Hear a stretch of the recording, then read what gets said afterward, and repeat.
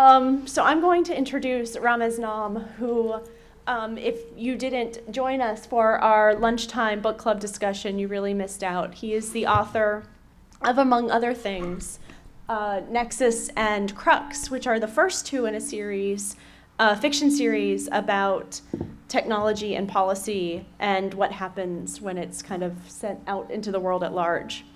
Ramez has spent 13 years at Microsoft, where he led the teams developing Outlook, Internet Explorer, and the Bing search engine. Between stints at Microsoft, Ramez found and ran Apex Nanotechnologies, the world's first company devoted entirely to software tools to accelerate molecular design.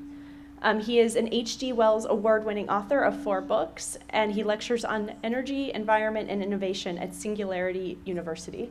Thank you for joining us today. Awesome. It's a pleasure to be here. So thanks for having me.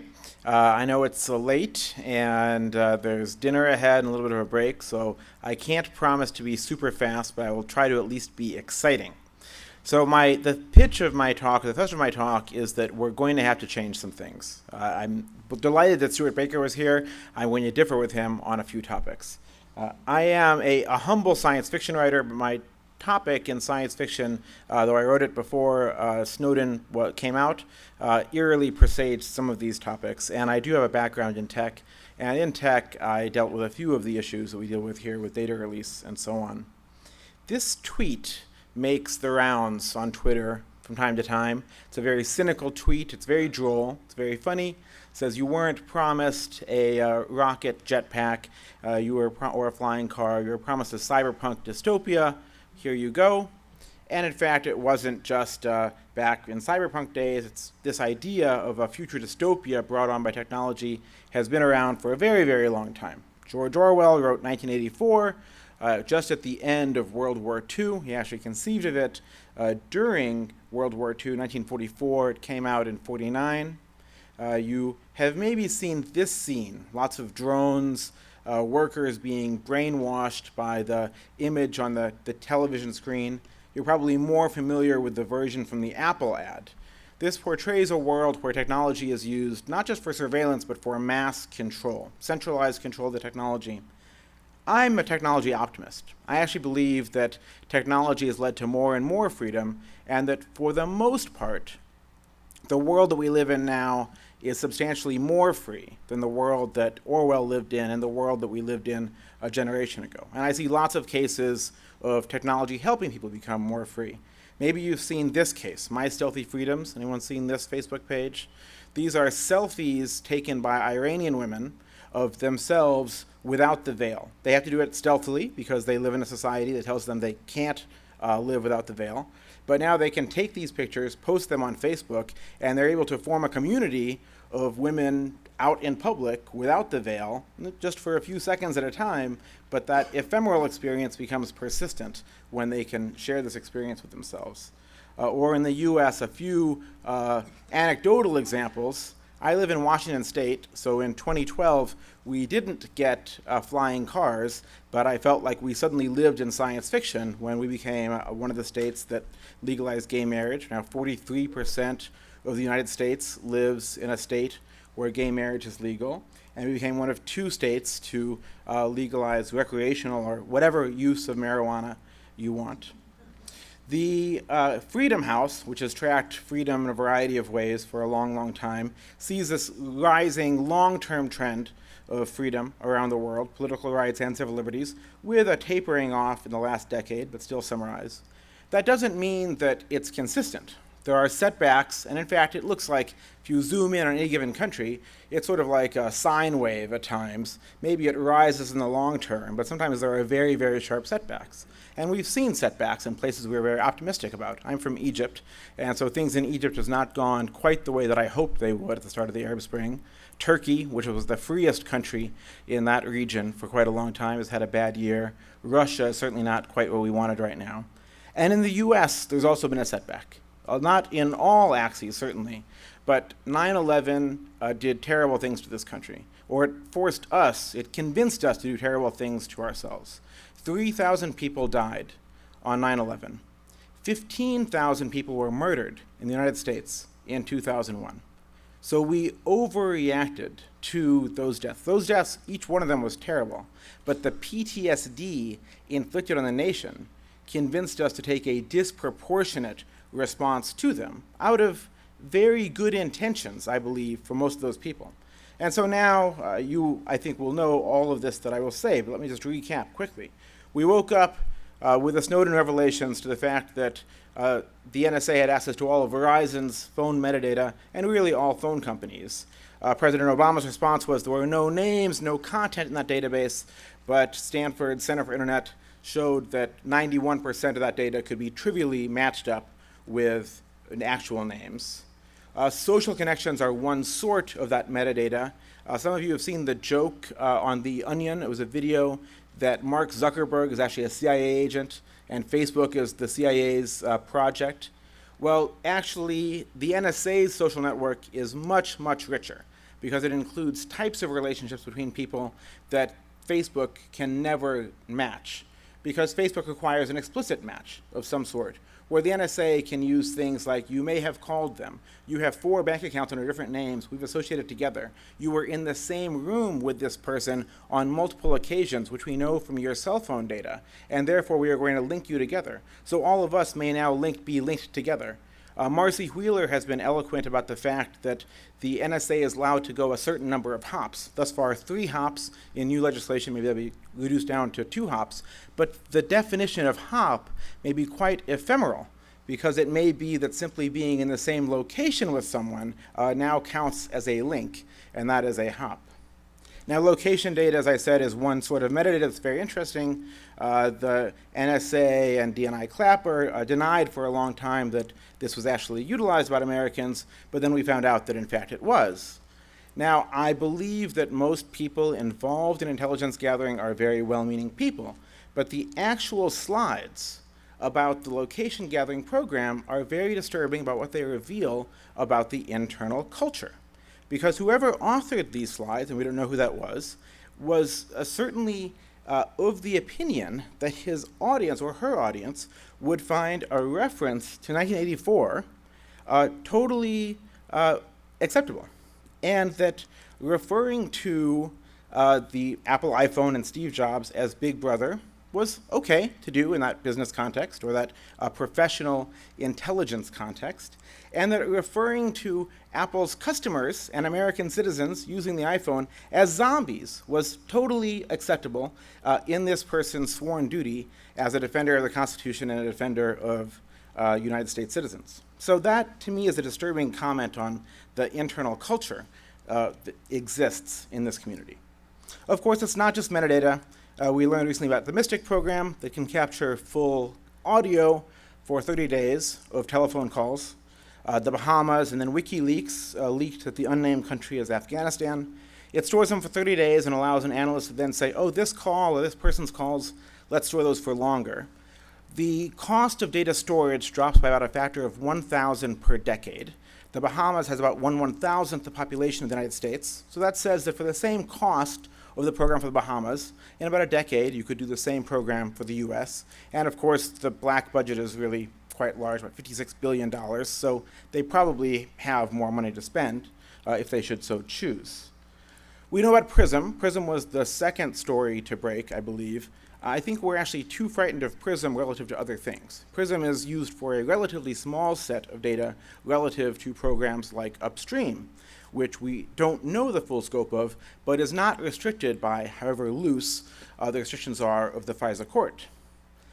Upstream programs, or a program similar to Upstream, includes the program that was used to hack into Google and Yahoo's cross data center links, where, not satisfied with the amount of data coming back from PRISM, the NSA, partnering with GCHQ, tapped into direct fiber connections between Google data centers. Because this was done outside of US borders, it was perfectly legal. GCHQ, being a UK agency, assisted with this. And in true NSA form, a little smiley face is added to denote cleverness and joy at the hack, which I understand, they're geeks. SSL added and removed here. So all the data, if you're a Google customer and you've ever used your Google account overseas, even if you have it, your data might have been replicated across this link. Then there's Lovint. Lovint doesn't threaten me. It's about a dozen analysts that we know that were caught, and the caught was often by a third party or by self-report. About a dozen people that we know of that were using their NSA privileges, one of them on the first day he got them, to spy on the objects, the people of their affection. Okay? One of them stalked multiple desired lovers for several years. A foreign national eventually said, I think this person is spying on me, and asked people until they were caught. The only disturbing thing about Lovint, it's disturbing on that scale, it's not a huge globe-threatening problem. The disturbing thing is that not one of these people was fired. Not one of these people spent a day in jail. They received reprimands. A few of them quit in anticipation that they might be punished. But none of them, despite using their powers to illegally spy, sometimes on US citizens, but sometimes on totally innocent foreigners, was sentenced to any criminal punishment for this. Parallel construction, Brian Fung at the Washington Post summarizes it. The NSA is giving your phone records to the DEA, and the DEA lies about it. The DEA says, oh, the NSA has told us a drug run is happening, but we can't use that in court. So we better construct a parallel way that we could have known this. A random stop is going to happen, and the cop is going to say he was swerving. Or it's just going to be random, and then you're going to smell something funny, or look around and see if you notice anything funny about the car at that time, or some other piece of data like that. And the DEA's internal handbook notes, the red box is mine, Americans don't like the use of surveillance data, and that's why we have to come up with this parallel construction. Related to this, somewhat related, a little bit of a tangent, at least one case argued before the Supreme Court was thrown out, Amnesty International's case actually, on the grounds that the plaintiff didn't have the right to sue the intelligence community because they couldn't demonstrate that any intel data was used in any court cases. But this is actually not true. We now see that it has been used, and of course the DOJ has not come back and admitted that they were wrong in this case. Okay, what about checks and balances? That's what this country is founded on, right? We have three groups of government. They balance each other out. It's the FISA court. This is the building it's hosted in, the Prettyman building. There are no pictures of the actual FISA courtroom, so we have this illustration. The FISA court's acceptance and rejection rate is here. The acceptances are in blue. The modified orders are in red. The rejections, which stand out, are in purple. You see them? There are a couple. But I don't think they rise to the 1 pixel level. Okay, these are the ordinary requests for data. They're basically a rubber stamp for these. National security letters, these are the ones that come from the FBI primarily. These are administrative subpoenas. These are the numbers, the scale on the left is number of NSLs issued, and the red is number of US persons impacted. And these frequently come with gag orders that say that you cannot talk about the fact that you've been issued one. This is the rejection rate of the FISA court of orders of requests for data from the NSA and FBI and other federal agencies combined. 0.03%. Checks and balances. What's the rejection rate of Congress of new bills proposed? It's sort of the inverse of this, right? But even the FISA court has its limits.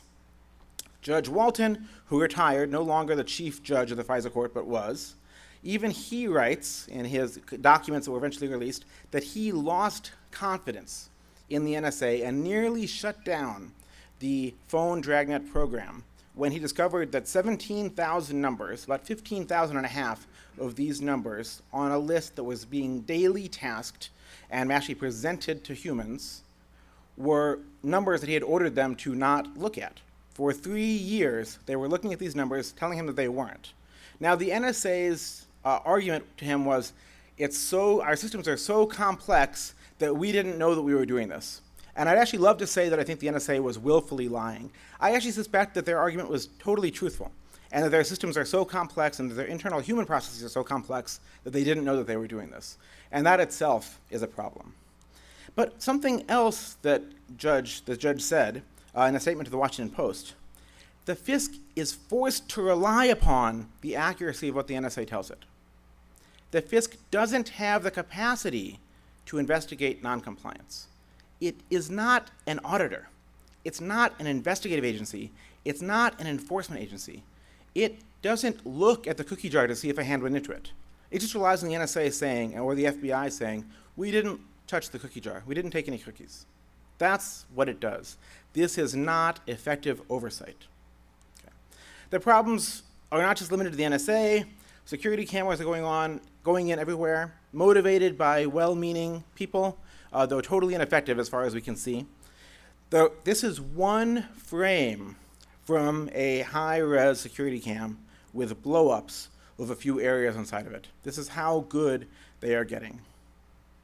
License plate scanners are tracking vehicles almost everywhere. They are very convenient. I let one track my car as I cross the bridges in Seattle because it saves me a lot of effort. The Homeland Security Department proposed a nationwide database to track this. After civil libertarians complained, it was shot down, thankfully. And then a meta issue that I think is a huge one, that the founders, if they were here today, would roll over if they understood this, is the third-party doctrine. The Fourth Amendment protects you from unreasonable search and seizure. But if a third party holds something for you, like if Google holds your email, you are no longer protected. I think if any of the founders were here today and they understood this, they would say that's ridiculous. Clearly that is your email. It's not really out of you. This is your data, and that the Fourth Amendment was intended to protect you from this. Okay, so there are some issues. But what I want to say, now I'm just warming up, I'm getting there. What I want to say is the past was a lot worse. And I want to say this for two reasons. I want to say it to give us perspective that we've made progress, and I also want to say it as a warning about the future and the real reason that we have to make changes. 43 years ago, burglars, 8 of them, broke in to an FBI branch office in Philadelphia and stole records. These were 2 of them who came forward last year. They stole records that revealed the existence of a program called COINTELPRO that we came to understand only about 3 years later. Okay. COINTELPRO was a program wherein the FBI monitored civil rights activists really in 2 major areas. One was anti-Vietnam War activists. The other, and more significant actually by volume, were black rights activists and particularly Black Panthers. The Church Committee later on reported on this, said nonviolent organizations were targeted because of potential for violence. Even if an organization had done nothing up until that point, they were monitored. But more damningly, they weren't just monitored. This was not just a program to observe and see if a threat developed. That you could say, okay, we should be looking at seeing if a threat does develop. The Bureau was trying to disrupt, discredit, and harass groups. The reason these 8 burglars broke in was because they suspected that they had seen moles inside of their anti-war groups. They had seen FBI informants get into their organizations, reveal data, try to disrupt protests, and so on, which is what had been going on.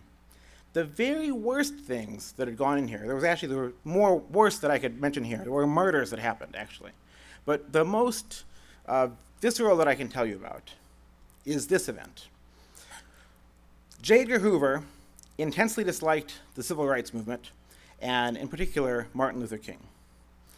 Now, King had a relationship with the Kennedys, but the Kennedys didn't like the fact that one of King's close associates was a communist, an out-and-out communist.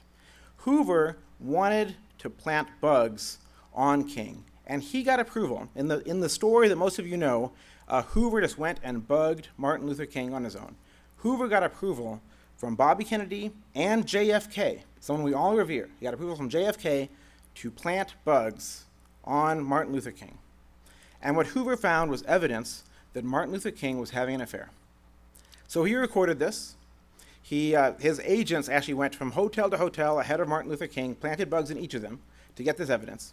He got recordings of Martin Luther King with his mistress, and then he sent Martin Luther King a package that included an audio tape of King and his mistress, and a letter. The letter is anonymous. King didn't know it was from Hoover.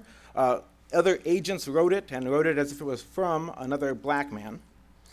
Here's a couple excerpts from the letter, and I'm sorry there's so much text. I don't like text in PowerPoint, but I just want you to understand some of what was here. King, look into your heart. You know that you're a complete fraud and a great liability to all of us Negroes. There is only one thing left for you to do. You know what it is. You have just 34 days in which to do it. You are done. There is but one way out for you. You better take it before your filthy, abnormal, fraudulent self is bared to the nation. So the head of the FBI was trying to blackmail the leader of the civil rights movement into committing suicide because he personally did not want the civil rights movement to go forward. And he had the aid of FBI agents working for him in doing this. And the surveillance that led to this was approved by the President of the United States on other grounds because King was aided by a national security threat, a communist. Power can be abused. We let too much power accrue to a few hands in those days. But the power that accrued in those days was very limited because placing a bug in those days, surveillance in those days, was limited by the nature of technology. To place a bug in those days, this is what it took. You had to go put a bug in a phone, in a lampshade. Nowadays, you've got X key score.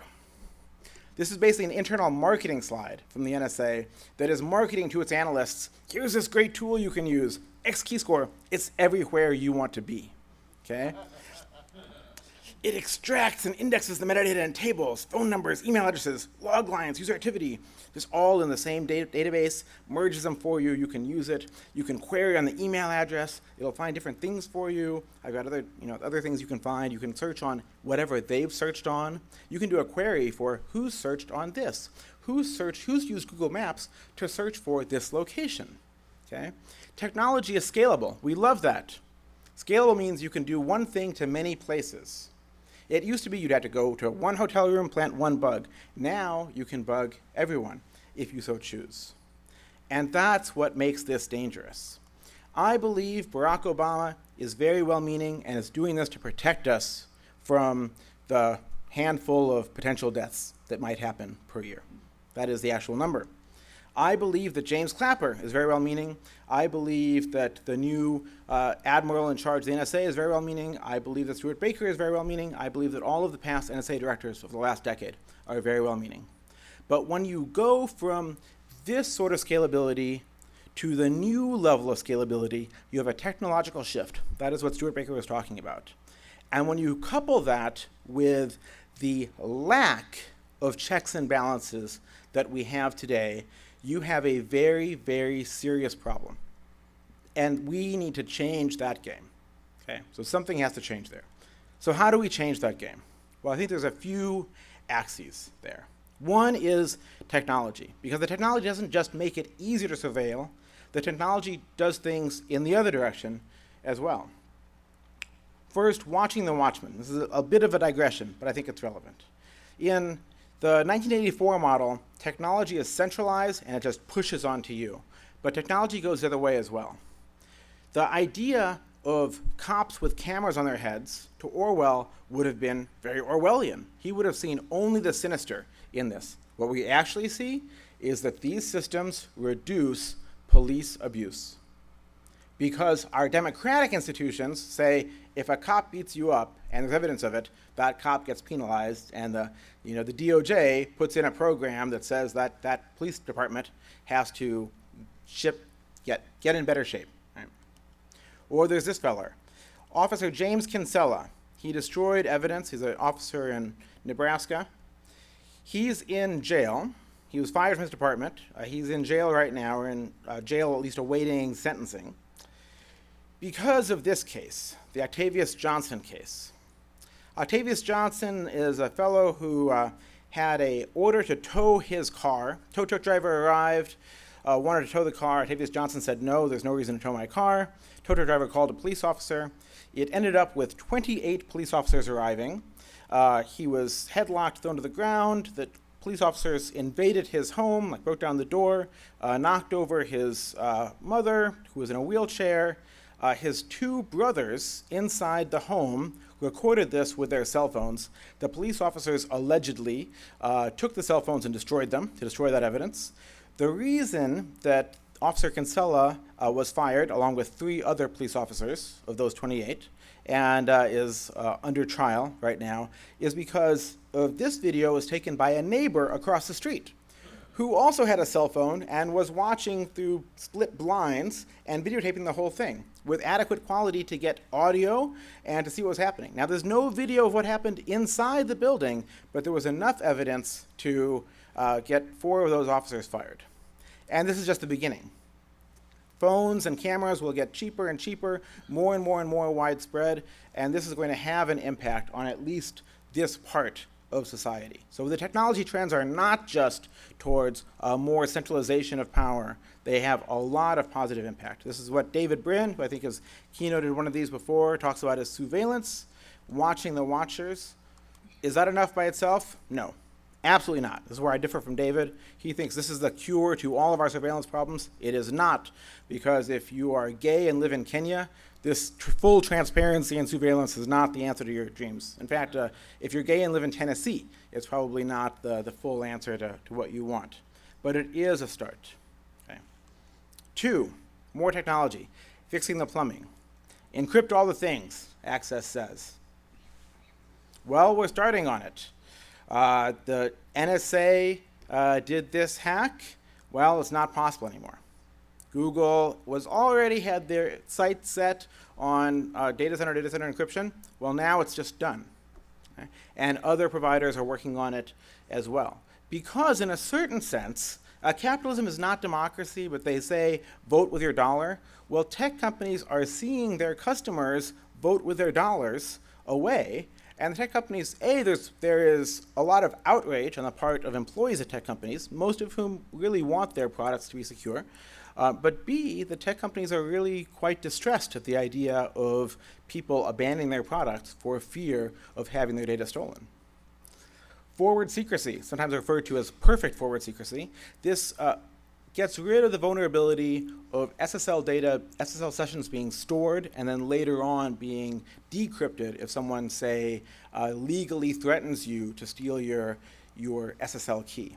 Well, forward secrecy has now been deployed at Twitter, who joins Google, who did it back in 2011, and Facebook, who did it a year ago or so. So that's another vulnerability removed from the web. Tor. Tor is a system that anonymizes and encrypts your data online, funded largely by the State Department all these years. Actually started, I think, as a Navy project a long, long time ago. Tor lets you route through a variety of relays that wrap up your data like an onion, layers of encryption. The onion router is what it was originally called. This is an NSA slide, says Tor stinks. On any given day, there's an average of 3 million people using Tor. The NSA doesn't seem to have ever unanonymized more than a handful of those people. Now let's be clear, if the NSA wants you, they will get you. But yeah, that's different from a dragnet. A dragnet saying, let's find everyone who is talking about X today. Let's find anyone who's talking about puppies today. They can't do that to the users who are using Tor.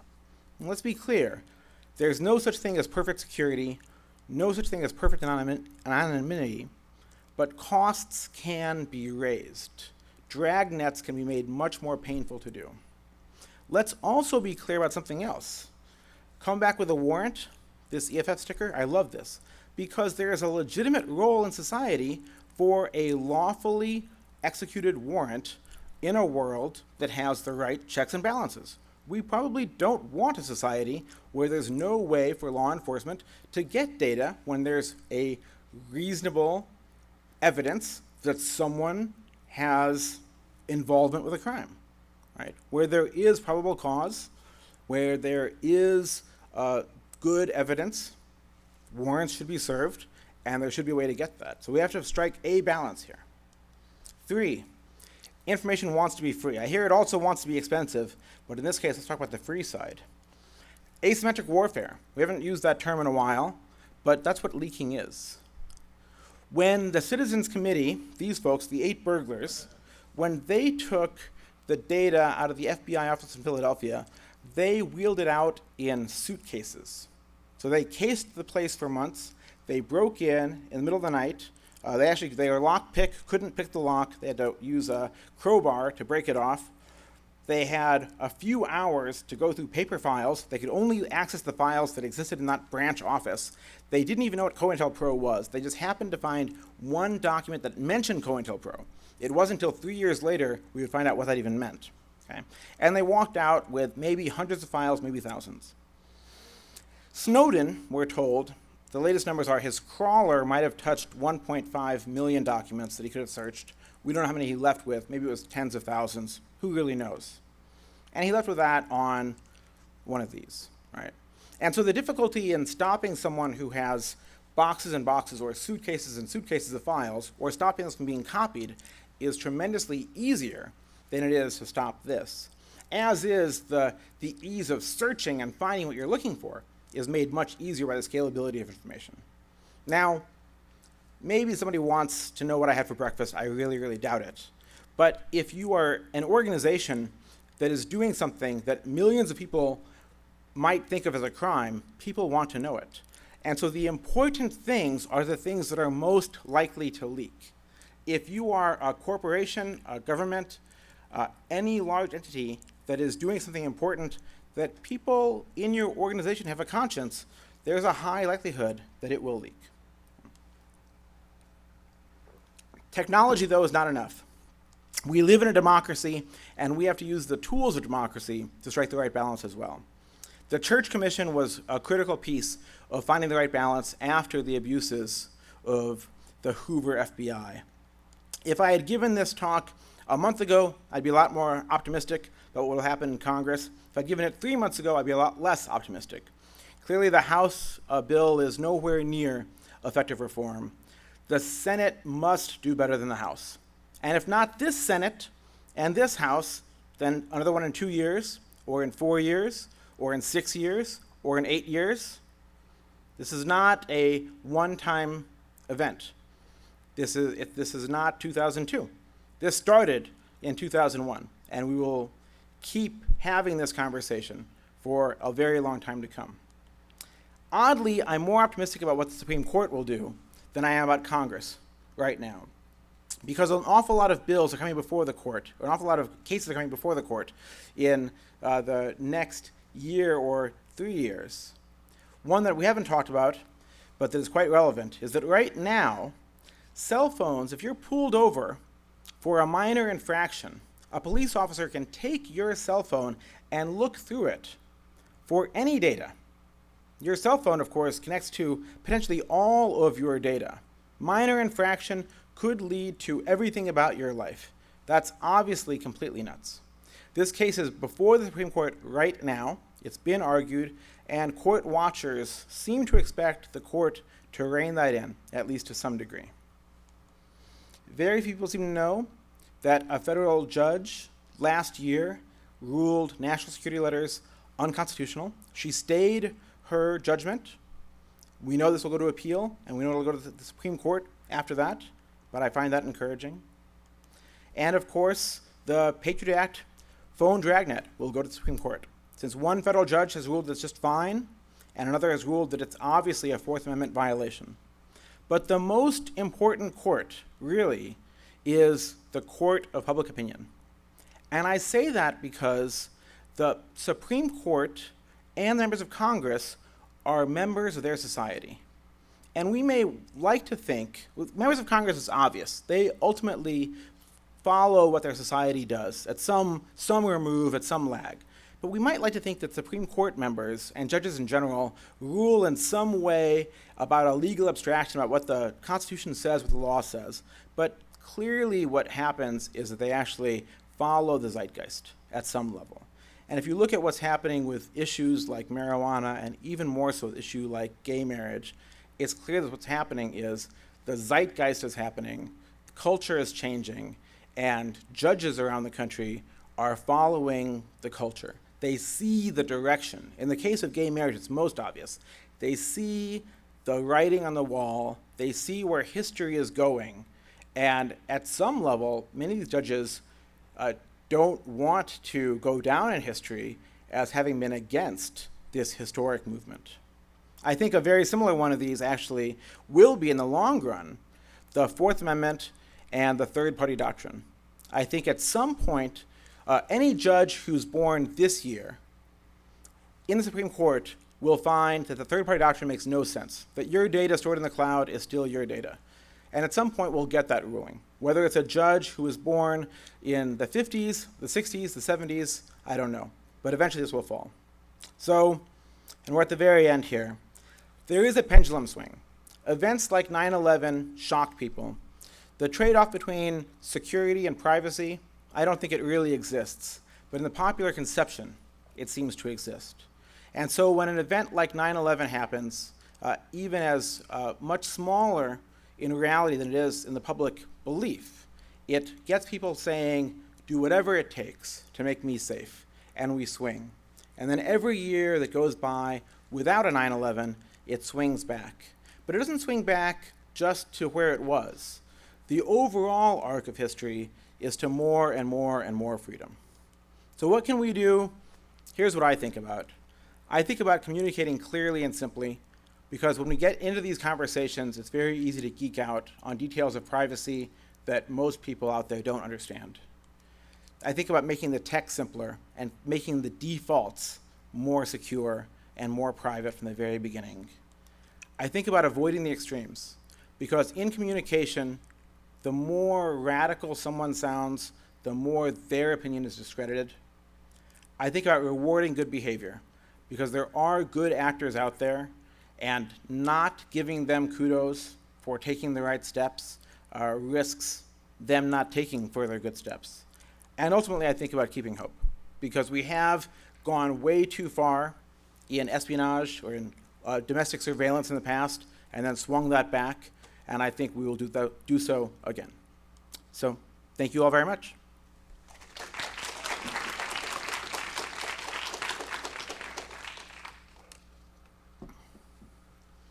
So I think I can take a couple questions, and those of you who need to head off for your break, please do.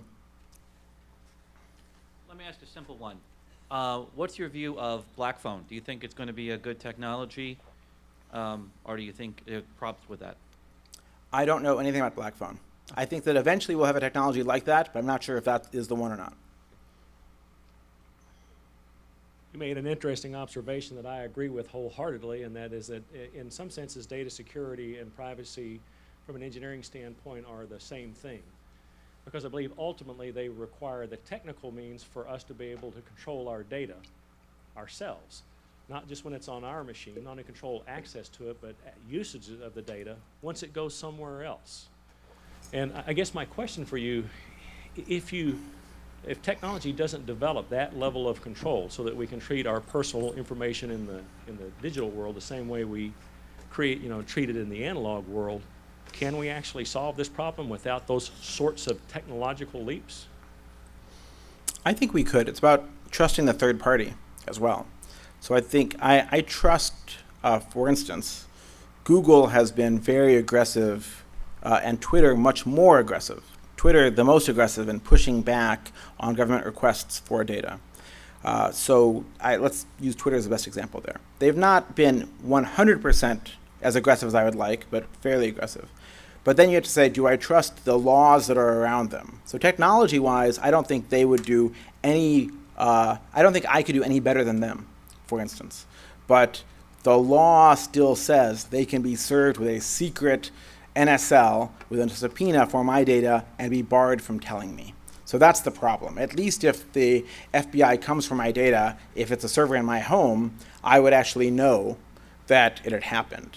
Now, it's nonsensical for me to store that data in my home. It's just not going to fly. But that gap between Twitter and me that's formed by that gag order creates a wedge of distrust, and that is created by the law. Yeah, you're more trusting than I am. Thanks for your answer. My pleasure.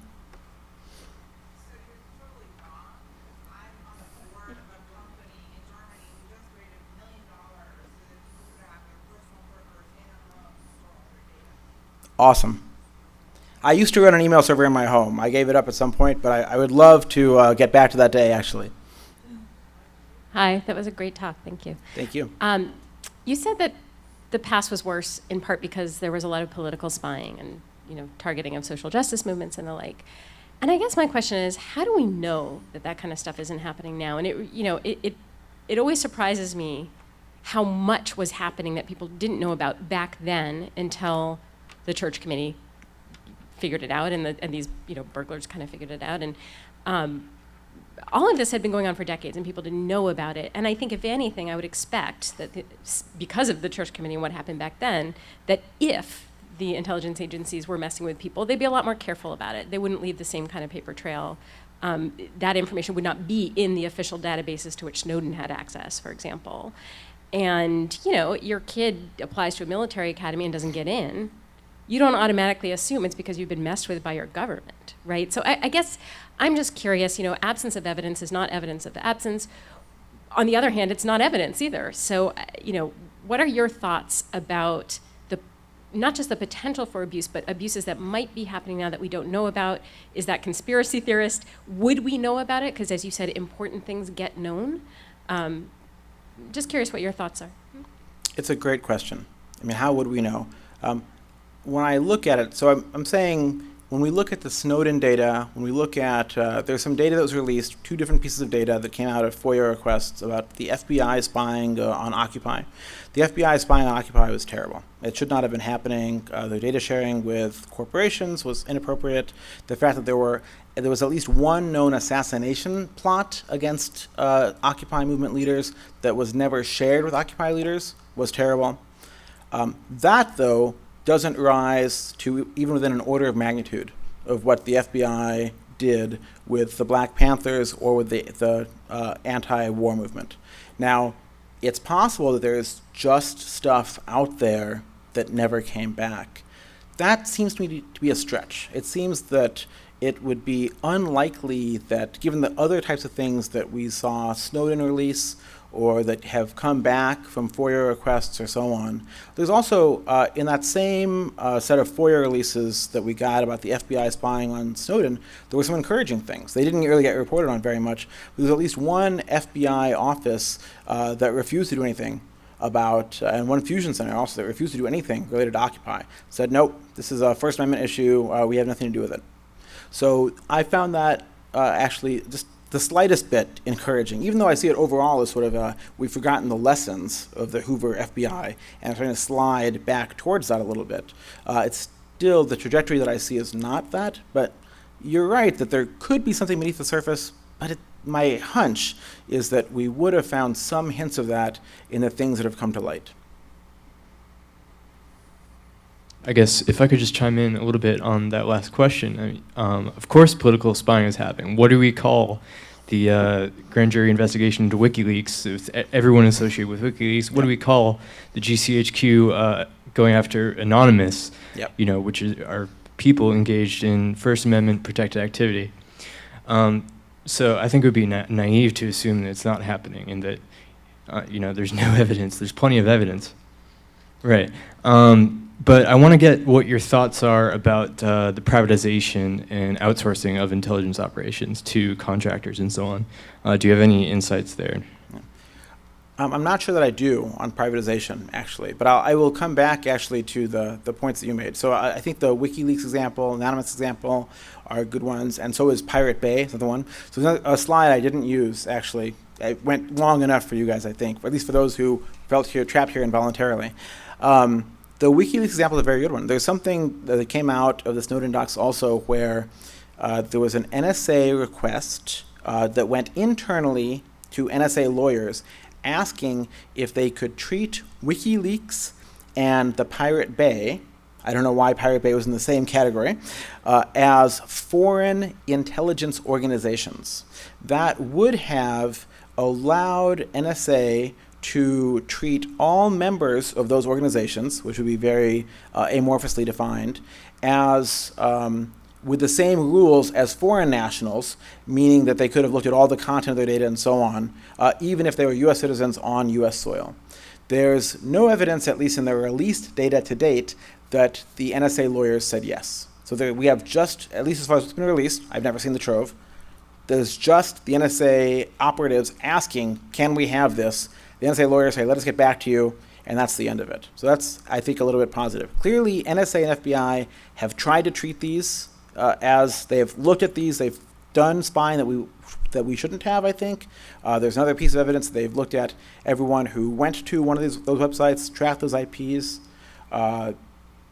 But at the same time, it also there's early indications, and we'll see what happens, that the WikiLeaks grand jury is not going to result in taking it to trial, is the last that I've seen. We'll see if that happens or not. And I'm friends with a WikiLeaker. I mean, Jacob Applebaum is a friend of mine.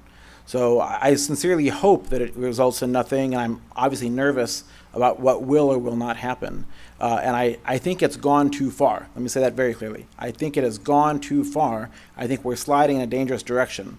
I still think we should view the past as a warning and use that to stop it before it goes further.